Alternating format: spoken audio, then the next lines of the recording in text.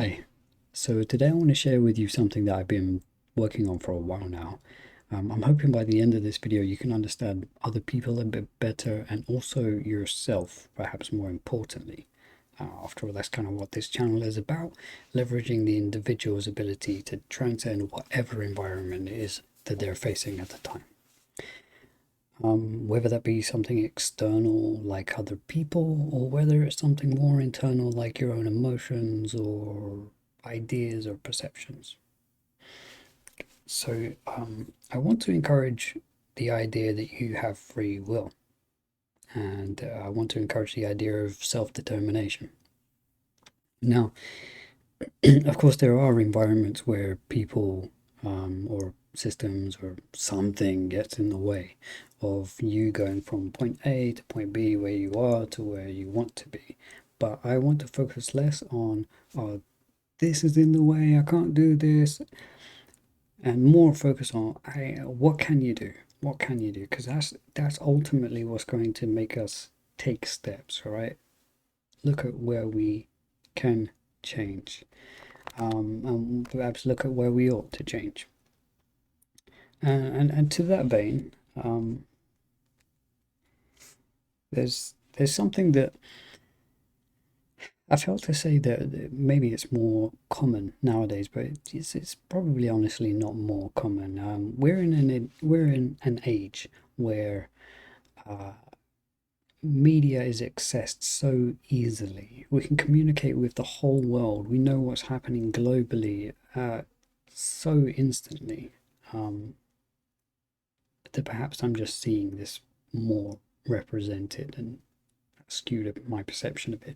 But it's very common in my perception to see people refer to one another as either stupid or smart. And I want to say that that is way too ambiguous. Okay, it's not useful. So if you believe yourself to be smart and you are referring to other people as stupid, stop it. Stop it. And if you are looking at yourself and you think, oh, I'm so stupid, or whatever like this, and you compare yourself to other people and you think, oh, they're so smart, I'm stupid, or any of that, stop it. You're wrong. It is far too ambiguous. By and large, you are wrong. Now, there are applications where the words stupid do exist, and actually, to a lesser extent, I would say smart do exist. But the point is that mostly these terms are ambiguous. They don't really say anything unto themselves. They they seem to equate a valuation of intelligence, but what's more important is aptitude, is somebody's specific competence in a specific field. And that can go up and down, you know. It helps to practice. But somebody that is otherwise perceived as smart can make just as much an error as somebody else that is considered stupid in a specific field. So if we look at each other in such terms, when somebody makes an error as stupid and somebody does something successful as smart, it's kind of like deflective. It doesn't really say anything. So let that one go.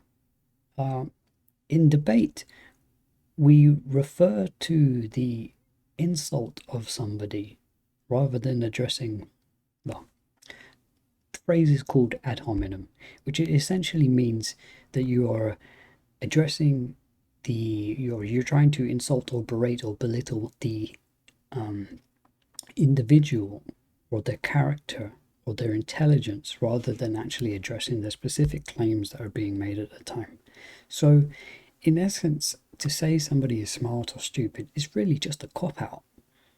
It's a way of avoiding having to deal with the complexities of the situation at hand. Rather than discussing why the person is correct or incorrect, you stick a little label on and go, well, That's why. Now, if you believe yourself to be smart and you just go, well, they couldn't possibly understand because they're stupid. Like, not only are you doing yourself a disservice, you're wrong. You're wrong. And the only people that are actually going to support you in that are people who similarly don't understand that what you're doing is a cop out. It's laziness, it's weakness, it's don't do it, essentially. So hopefully I've established that, right? Part of your framework, I hope, is now updated. You are not smart. You are not stupid. You have a degree of aptitude in whatever it is that you do, and it can be changed. You do not just see things better than other people because you are smart. There has to be some kind of framework that you test the legitimacy of the information that you hold in your mind. There has to be a logical structure to it, something that you are going to use to substantiate the what you believe, feel, or to a lesser degree think. And the reality is that the majority of us simply don't do that. We don't test the legitimacy of our own thoughts or feelings. Not very far at the very least. Maybe here and there. Maybe in some instances, even to detriment, people say, this is true, what I believe is true, because this is true, because this is true. It's just a circular kind of motion going on. My camera's off to the side, clearly. I don't know what I'm doing. But just circular. So it reinforces itself because it reinforces itself. And that's actually no way to do it. If you want to test the validity of the information that you're holding, it should be done with an external kind of factor. You should not just be looking for the very same things to support your beliefs, unless you wish to stagnate. And that's not growth. So it's not what this channel is about. If you just want to stay the same, this isn't it. This is about change. So another part of that, another part of I suppose to corroborate what I just said is how fundamentally the brain works. It's an amazingly reactive machine, and the body as a result. Maybe not as a result, but the body is too. It kind of works on the basis of this. If this situation, this response. That's kind of how the brain works. And it has various tools that it uses to kind of make those quick conclusions, but they are quick. They are very, very quick. And that's extremely useful for survival historically for us, to make an impulsive, immediate decision. Is this a threat? And that's how it compartmentalizes things too. Like, is it a threat? And that's where our emotions tie in. Because the emotions are a tool for determining essentially the threat or threat level of something. Is it dangerous or is it familiar? Is it known or unknown? Is it good or bad? Love or fear? You know, it compartmentalizes into these more simple ways to navigate. And then we kind of make a decision based on our interpretation there.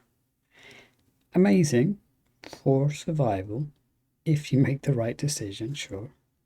But life is a lot more nuanced than that. There's a lot more complexities to it than simply whether it corroborates with what you already believe. And on the notion of emotion, unintended rhyming there, a lot of people say that they they feel what they feel, that they can't change what they feel. They feel what they feel, and that's that, you know. But I just want to say that that's not true. It isn't true. Um, and if you look across your own history, you'll probably see this just the same. Um, yeah, you'll probably have a situation in your life, and if you do, if something comes to mind, like, uh, oh yeah, I used to really believe in this, and then something changed, and my framework was updated, and now I believe this. Um, there you go. It changed. It's much harder to do in the moment, when you are being gripped by emotion, because something that connection in your brain is literally saying, if this then this, and it's saying this is the correct response, this is the correct response. And so you're going to be engaging in that response, and in that moment, can you change your emotion? Much harder to do.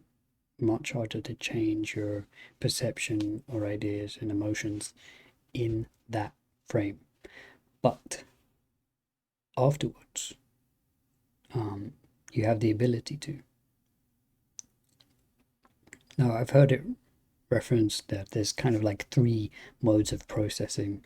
Um, you got the limbic part of your brain that handles maybe the more primary runnings of things, like your heart beating and stuff like that. Then you got the emotional brain that um, intuits maybe the threat level and concludes something on an emotional, impulsive, immediate scale. And we, by and large, run on this subconscious, hardwired programming.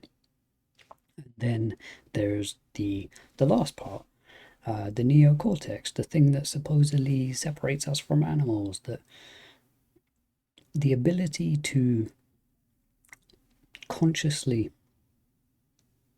uh, challenge ideas, to to think for yeah, I think that's really it. Just I believe that's it. To think. And it's in that moment, in that kind of sandbox arena of thinking, where we can go, oh well, how I behaved, was it in accordance with how I want to behave? And it's there where the modulation of emotions and perception and ideas can happen, unless somebody's provided to you a completely convincing argument that just changes you. But that's not so common an occurrence.